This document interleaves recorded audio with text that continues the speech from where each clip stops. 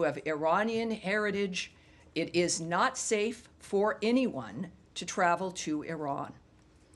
And again, this supplements also the existing travel advisories. It does not supplant them at travel.state.gov.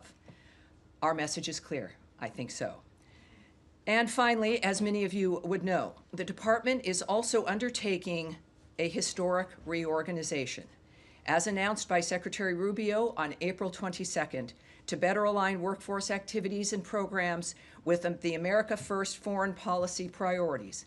The Supreme Court's recent near-unanimous decision allows the reorganization to commence and will ensure that the department moves at the speed of relevancy and restores the department to its roots of results-driven democracy. The plan, which has been approved by the Secretary and developed with extensive feedback from Congress and the workforce itself, is moving into implementation. I do also want to make a note here, as my experience at the State Department now moves into its 6th month, the remarkable experience, the life-changing experience I've had getting to know the people who work in this building. There are tens of thousands of them, and they are at the heart, whether they be political appointees, foreign service officers, or career individuals, people who have made their career, their service for this country, something that has been a part of their lives for a long time. It has been a remarkable experience to see how this building works, how the people work together moving forward to promote and to implement American foreign policy through the commitment and their patriotism. I have to say that in the midst of all of this, it's been, again, very transparent. I've been proud of that coming from the leadership of this building, as we've discussed this many times. And now this is the point where it begins. All of us understand, and it's sometimes difficult, as any enterprise in America has learned, that when change is necessary. But in this case, we've inherited a dynamic that needed reform, and we are taking and implementing reform. And of course, in the midst of this, know that the people who've committed to the State Department and to diplomacy, that they know also this is not about them. This is about making sure that the State Department is able to operate in a manner that makes it relevant and effective. That is what the American people want. It's what all of us want.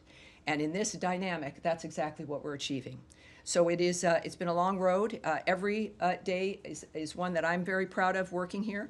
And of course, every briefing I'm proud of. It's always very different, the briefings. But we will start now with today's briefing as I take your questions. All right, Andrea Mitchell. Yes, ma'am.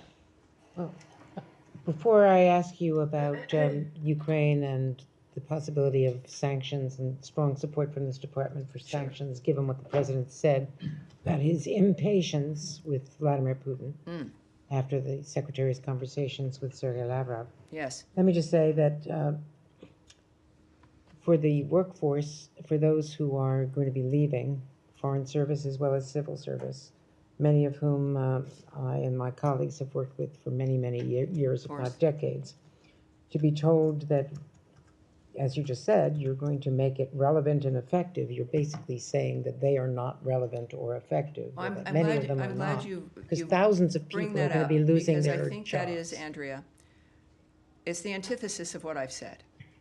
That this is not a matter of the individual being targeted or an individual not being right. This is about being able to be effective due to the size of the organization and to the structure of the organization. This involves, as you all receive material and a new org chart and all these other kinds of wonky things, that this is about an entity that has grown unsustainable over the years with elements related to the Cold War and other elements that we have moved beyond, but still stayed.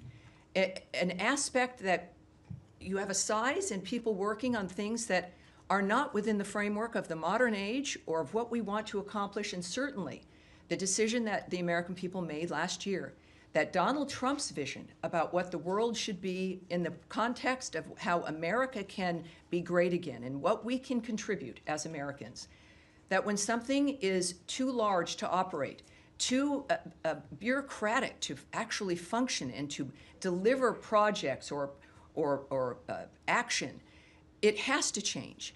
And it's not the fault of the people who were misled effectively by certain administrations that grew this department into being irrelevant. We must be able to contribute to a world that we've seen in the modern age can destroy everyone's lives. Our department, the State Department, can make the difference with diplomacy, and Donald Trump is the highlight of that. So I will repeat, as I said, this is not a statement about the individuals who are affected in this building. It is a statement about a structure that needs to adapt, that must be smaller in order for us to be relevant, but even more than relevant, effective, quick. We've seen, even just in these past 5 months, how quickly things can change and what can happen when you move at the speed of relevancy. So no, I would, and it's unfortunate, Andrea, that you would take that point and move that point, because nothing could be further from the truth. And it's exciting for the people who are here and the people who've committed their years to the State Department to be able to watch it become even more powerful through diplomacy and making the world safer again and better again and healthier again. They can be proud of that because they've contributed to that, and we're determined to make sure we continue it as well. All right. Well, Yeah. Well, am I able to ask my question? You have a question about, yes. I had go a ahead. question about the importance of sanctions right now at this pivotal moment for Ukraine, given the president's stated impatience with what he saw as misleading understandings Of course. from the Russian president. Well, the secretary made some comments earlier today in Malaysia, and in part he said, our strategy is to continue to engage all the parties that are involved in finding an outcome to this conflict. I echoed to Lavrov what the president said, both the disappointment and frustration at the lack of progress in peace talks or in a path forward. We hope that that can change, and we're going to stay involved where we see opportunities to make a difference. He also said that the Russians shared some ideas that he said he would take back to the president. And of course, we will see what he says. The president is the guiding hand of these kinds of decisions. And other than that, of course, this is a meeting involved with diplomatic discussions, which I will not get into the details with. All right, Humaira. Hi, Tammy. Thank you. Sure. Just to quickly go back to the reorganization, you said it's moving into the implementation phase. Can you say when the first RIF notices will go out? Is it tomorrow? And apparently the judge wanted to see the RIF plans. That was a demand from the court yesterday. Is that going to slow down the sending of the RIF notices? First, of course, I won't comment on anything that's moving through the legal system or the requests of the legal system. And also, I will not, other than saying that the Supreme Court decision has allowed us to commence. And that's what we're doing. But I think it's fair to say that with everything else that happens here, it will happen quickly. This is not going to be an extended wait for people who are listening and watching in this building, or fellow Americans at home and around the world. This will happen quickly. We understand that there has been a delay, not to our interests, but because of the courts. It's been difficult when you need to get something done for the benefit of everyone. So it will be quickly. I cannot give you the timing, and again, won't discuss any legal aspects that may have arisen as well. Okay, two quick things. Yes, one ma'am. is on Russia, and the other one is about Steve Witkoff. Follow up to Andrea's question. Are you able to tell us at all about this? What's new about these ideas or comments that is going to open a path for peace, which the administration has been trying to do? Well, what the secretary said was that he would bring the new ideas to the president. We didn't say that they were going to open a path for peace. So don't read into Isn't the nature. that what you guys are trying to do? And that is in the process of the diplomacy that the secretary undertakes, that he's in a conversation with Lavrov as an example, conversations the president would have with Zelensky, the president of Ukraine as an example. These are things that are important to realize. They're not static events that stand on their own. They are part of a fluid dynamic of conversations and negotiations. We are, as the president has said and the secretary has said and engaged in, we'll speak with everyone, because every step makes a difference in the decision that you have to make in the end. And that's where we're at. The final thing is, an Israeli airstrike hit Palestinians near a medical center in Gaza today. It killed 10 children and 6 adults. I'm wondering if there's been any outreach from the U.S. government to the Israeli authorities to take any steps to ensure civilians aren't killed in this? Well, I can't speak to that particular event. I would direct you to the country of Israel for answers in that regard. But we have said repeatedly that we decry the death of innocents. It's why we do what we do in so many countries around the world. It's part of what informs our action. And at the same time, we know that it's a war, and we stand by Israel, to say the least. And we also know that Israel, when it is due, investigates, and we will wait to see what their action will be, and we'll keep you up to date, obviously. Yes, Jen. Can I follow up on that, Tammy? Sure. There used to be mechanisms in this building to look into incidents of civilian harm using U.S. weapons. Do those mechanisms still exist, and have you come to any conclusions with regard to Gaza? Well, I can tell you again that the choices that we're going to make diplomatically in reaction to another country's actions or the nature of what's happening around the world, I won't discuss at this podium, or what our process is.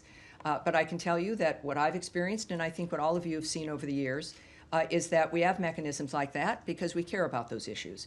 We have a constant communication with our allies around the world, and that is also something that we see benefiting the agenda of the President and the work of the Secretary of State. So clearly, we care about these issues. We're acting on them actively every day. And that will be one, obviously. I can update you on that, I'm sure, as we move forward. And then quickly on GHF, my colleagues and I reported that there were a number of internal concerns about funding GHF that were raised prior to the approval. Can you say whether the Secretary was aware of those concerns and why that approval was granted despite these bevy of Yeah, I concerns? know we've had that conversation before. First of all, I can give you an update. There's now 69 million meals that have been distributed to date at 4 distribution centers, all while preventing Hamas looting, which is, of course, an incredible feat. It should be commended and supported. I think most of us do. We also call on other aid agencies and the UN to participate in this system. It has been implemented and it works. And of course, this is part of the creative solutions that the President has asked for regarding that region. When it comes to the activity that is happening, or allegations that are made, or the framework of what we're trying to achieve, I think that we're looking at a dynamic where it is a war zone. It's the same issues that we've been discussing about the task of getting humanitarian aid to people who need it. The world has clamored for this, and it's happening. And I think at this point, when we look at the nature of the number of meals that have been delivered and the efforts that have to be taken to save those lives, it is to be commended. It's not, certainly nothing will be perfect. I've said this before, that it can't be perfect because it is an unnatural, obscene environment. And for people looking for perfection in a war zone like that, being terrorized by terrorists, to demand perfection or a new normal of this environment is unacceptable. Nothing will be enough. And so that's why we've got to have a solution and an end, a durable ceasefire and a durable peace, because otherwise the suffering and the carnage continues, and that's what we're working to end. All right. Yes, Alex. Thank you, Tammy. I want to go back to Ukraine, press you a little bit more, if I may. You said the Secretary will inform the President about the new ideas. At what point do you guys are planning to inform the Ukrainians? I'm sorry, what are we? Ukrainians, I mean, they are in the dark. So are you going to Well, obviously, I'm not going to speak about every conversation or connection we have with partners that we're working with every day, all the time. The communications don't just happen when you hear about it in the news or if there's one phone call that's talked about. These are, in every region that is required, special envoys and discussions and help regarding ceasefires, or at least finding where you can find some common ground, is a 24/7 operation with innumerable people working on it. So when it comes to the Ukrainians, our friends, President Zelensky had a fabulous phone call with President Trump. That was discussed somewhat publicly. Certainly when it comes to the issue of armaments and defensive weapons, essentially, that was discussed publicly, and of course we have news in that regard.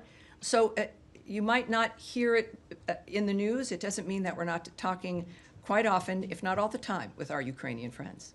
Thank you. And going back to Andrea's point earlier, We all heard just 2 days ago from the president that he expressed his frustration of Putin, Yes. saying that he was lying to him. And then we also have seen past few days, Russians have been engaging in record-breaking attacks, Kiev or other cities.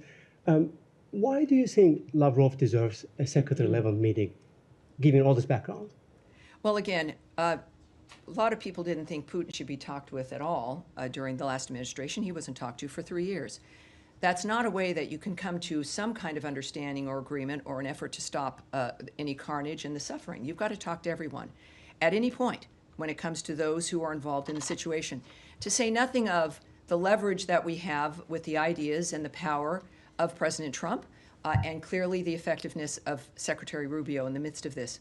At the same time, the escalating Russian attacks, the president's been clear, they're abhorrent. I can say to you here that we strongly condemn Russia's escalating attacks on Ukraine and extend our deepest condolences to the victims and families of those killed. Every week, we see reports of Russia setting new records for the scale of its aerial attacks.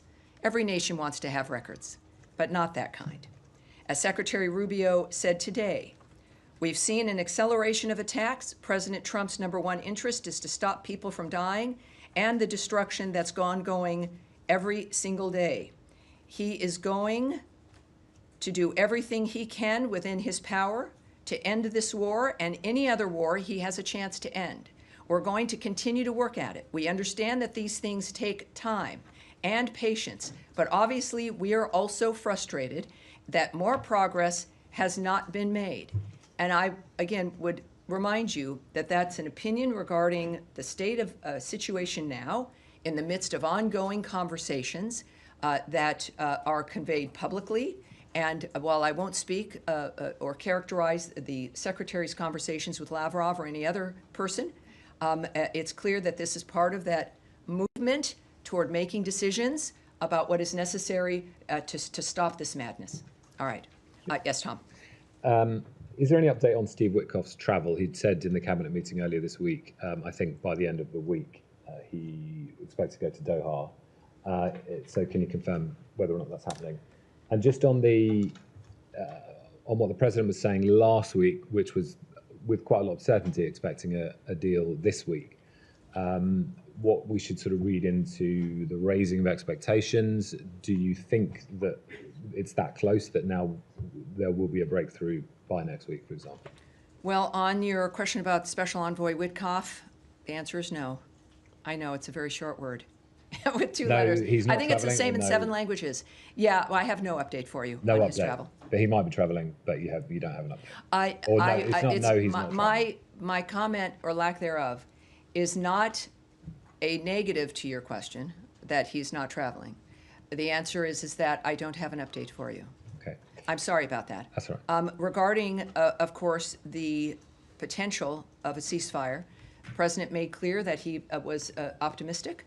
And he's considering his lifelong experience, but certainly the experience over the last 5 months, and even certainly through his first term, with the Abraham Accords, et cetera, and the nature of what's been going on in the Middle East, all of us understand that this is a difficult process.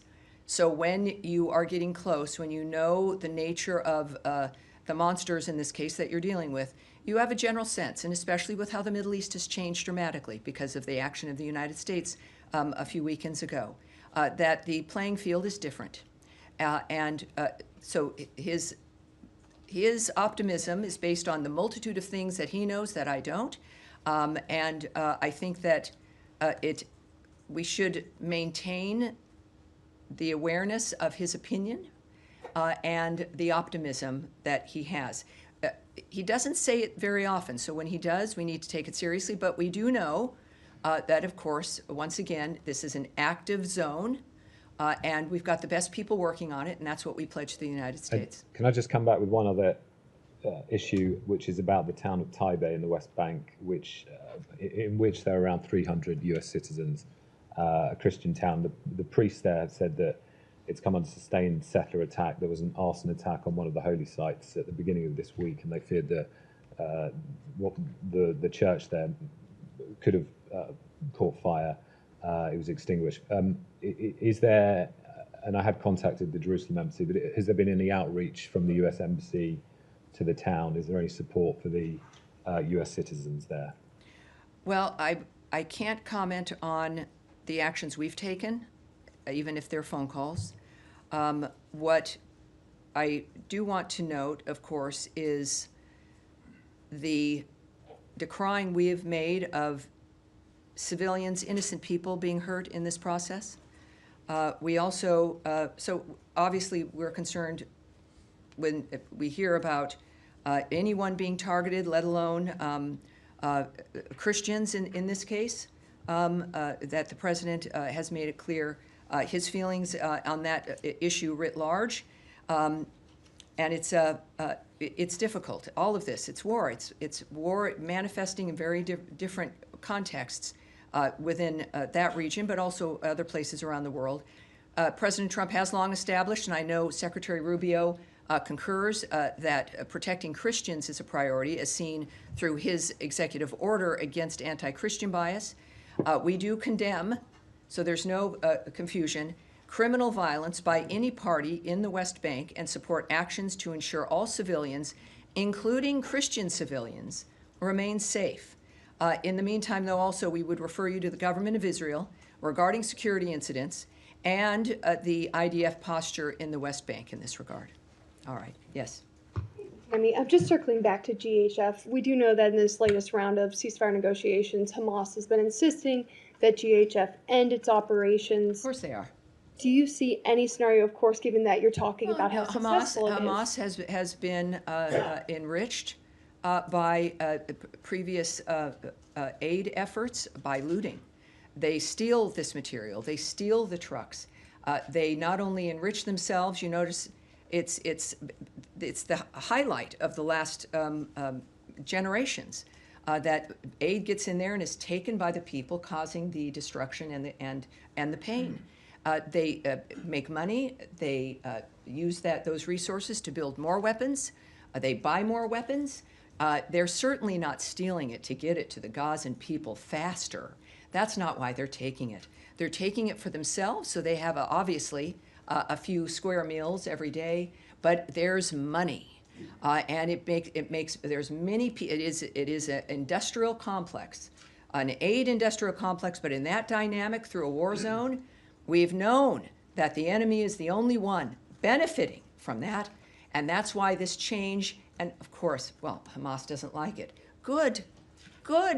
That's perhaps an indication that it has ruined that pipeline of money and support. You have people with the best of intentions of getting aid in, but when you see it's going to the people you're trying to stop, we have a duty to change the strategy, and that is what has occurred. So there is, of course, this obviously is working. It is important, as I noted before, for other aid organizations and other efforts. We now have a platform, if you will, at least a template of how to do this without enriching and facilitating the carnage itself. So given your answer there, is it safe to say that the U.S. and Israel see it as imperative that GHF be allowed to continue operating in Gaza under the terms of any ceasefire agreement? Well, I think that it's when you have the success, and I would say any entity that was able to break through that wall, that is able to get 69 million meals to the people in need, without the enemy looting it and taking it and benefiting, is a framework that must be supported. It doesn't mean that someone else also can't join in on the nature of this supplying. That's, I think, what the difference is. We've finally seen a new idea that works. So separate from the entity that's doing it, right now there's one, because everyone else said don't, or we don't support you, or you can't do it, or yes, we want aid to go in, but not by those guys. It is now undeniable. This is the format that works. And others, now it's an open dynamic of what it is that's making it work. Others should implement it. Others should come in. There is no excuse to stand on the sidelines, either because of envy or because of a political consideration, because all of this transcends those things. It's about feeding people, feeding those children. And this is a dynamic, obviously, that works, and we hope will continue to work. Saeed. Thank you, Tammy. Two quick things. Yes, sir. On Albanese, Yes. on the timing of imposing these sanctions, does it have anything to do with her tweet the day before that basically, slamming Greece, France, and Italy for allowing Netanyahu's plane over their airspace when they are signatories to the Rome Protocol? I mean, she's talking about technical things. Did that have anything to do with No, it? this has been, and it's And a then good I have on the question West because Bank. it highlights that this is not an action based on one action or one thing. This has been a long-term issue. And what I will say to you is today, and just more details, the United States is imposing sanctions on UN Human Rights Council Special Rapporteur Francesca Albanese for her abuse of that role to directly engage in ICC actions against Israeli officials. In recent weeks, she has also targeted U.S. companies in an unacceptable campaign of political and economic warfare. As the President's executive order, EO 14203, makes clear, the ICC's actions set a dangerous precedent for lawfare that endangers our national security and foreign policy and infringes on the sovereignty of the United States. The President declared a national emergency under the EO that emphasizes, quote, the United States will impose tangible and significant consequences on those responsible for the ICC's transgressions, which would include blocking of property and visa restrictions. The United States will take whatever actions we deem necessary and appropriate to protect our sovereignty, to protect Israel, and any other U.S. ally from illegitimate actions by the ICC. That's why that occurred. Okay, and one Yes, sir. quick follow-up on Tom's Yes. West Bank thing. Now, we have seen really, a spike in settler violence in the West Bank. And, whether it's in places like Masafer Yatta, where they basically, there was a big film about it and so on that won the Oscar and so on, but also in other places, in the Jordan Valley and so on. And my question, who is in the State Department following up on these incidents? I mean, how do people, including Palestinian Americans that live in my village, for instance, some of my relatives and so on, who do they go to when they say we have been subject of attack by settlers and so on? Well, obviously, first of all, Israel, of course, it's the government of Israel who they go to. Israel is an ally. But when you say who in this building works on this, I'm going to answer that. Yeah, okay. This is, and I've said this before, a lot of people don't know how the State Department works. It's not a bunch of people in suites, typing things down. Some people are. I do that sometimes, but I don't have a suite. But it's thousands of people, you guys. Right. It is thousands of people in bureaus that are assigned to regions who work literally, and they have, people assigned different times of the day and the night, who are working all the time, looking at the nature of what's occurring all around the world based on where their region might be. And of course, this region, involving, of course, the Middle East, is very busy. I see them almost every day. And during the briefing days, we sit down and I get briefed by these people, these experts, who watch everything that's happening, who are talking to everyone, who know what's occurring, who know where the policy is moving, who know what the secretary is thinking, or at least what his trajectory might be. I then blend into that with what I know from leadership as I work in this building. So when we say, who cares? The American people care. The State Department cares as a collection of the American people who have committed to this work specifically, which is not easy and does not make anyone rich, because they care about the country and they care about what happens around the world in the relationship of making sure America stays safer, more secure, and more prosperous. That's who cares, and that's who's working on it. Thank you. Yes, sir, right there behind.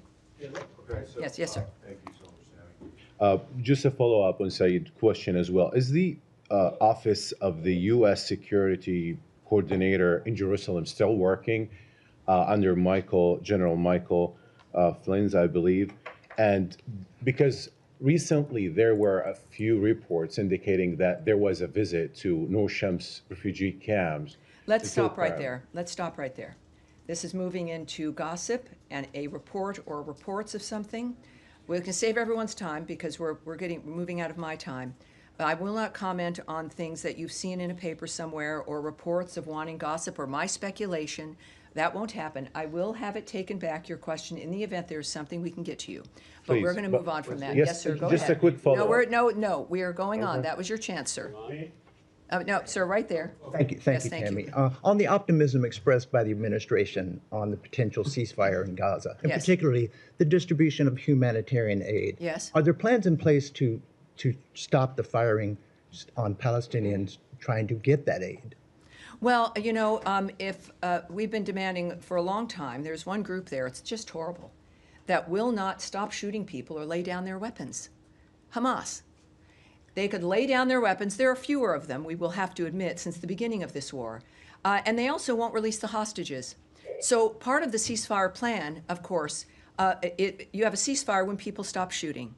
So if we're looking at the nature of if there's a plan in that framework, and also, of course, what Secretary Rubio has noted, that there is no place in the future for Hamas. Hamas should not exist. It cannot exist. So in that context, yes, the firing on anyone who is attempting, who's an innocent civilian, who's attempting to get something or just living their lives, the Gazan people have been the first victims of this horror, as they have been controlled for generations by Hamas, by terrorists, by those who don't care about them. So the peace that President Trump wants and Secretary Rubio is working for aims, to say the least, of ending that across the board, no matter who might be doing it, but certainly those who are controlling that framework now and the ones with the weapons, and that would be Hamas. Yes, at the end of the row here. Anthony Mershak from MTV Lebanon. Right, so welcome we're aboard. asking about Thank you, sir. Beirut. Could you please clarify the Special Envoy Tom Barak recent comment stating that Hezbollah has a political wing? Had the U.S. position changed regarding the distinction between Hezbollah's political and military branches?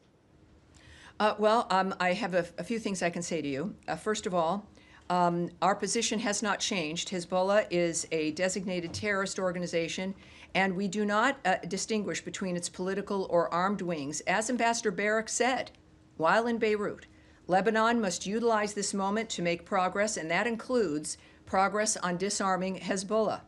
And at the same time, Ambassador Barak, he's the ambassador to Turkey, as well as, of course, our special envoy for Syria.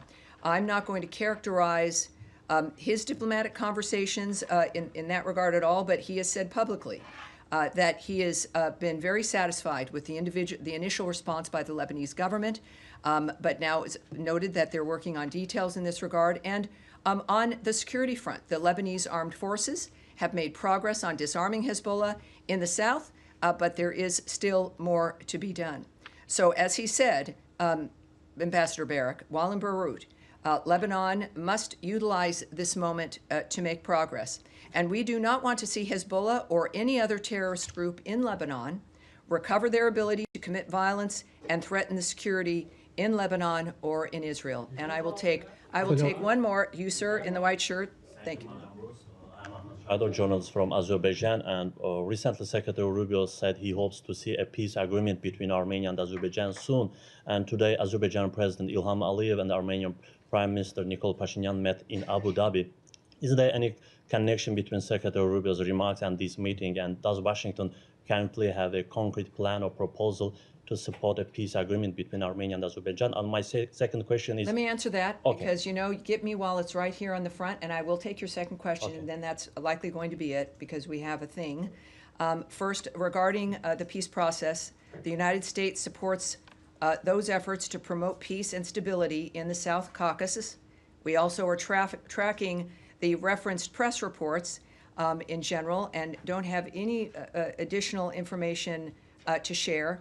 But as you know also, I think the Trump administration and Secretary Rubio's approach speaks for itself. And his remarks at the cabinet meeting is that this is an administration working for peace. They will do and go wherever they need to go. It is not waned. It is because it is the core of the commitment to making America great again is improving, of course, the condition of the world around us. And your second question. And my second question is, for several months now, there has been no U.S. ambassador appointed to Azerbaijan. Could you please clarify if this delay is due the procedural and technical reasons, or if there are any political consideration behind it, and how does the U.S. government view the importance of having a full ambassadorial presence in Baku at this time? Very, very good question. I don't have the answer to that right now, but we will take it back and get it back to you in the Thank full you so much. context in which you answered it. All right, you guys, that's it right now. Thank you very much. I will see you again next week, but there will be, of course, updates on everything we're working on throughout today and tomorrow. Thank you. Have a great rest of your day, everybody. Thank you.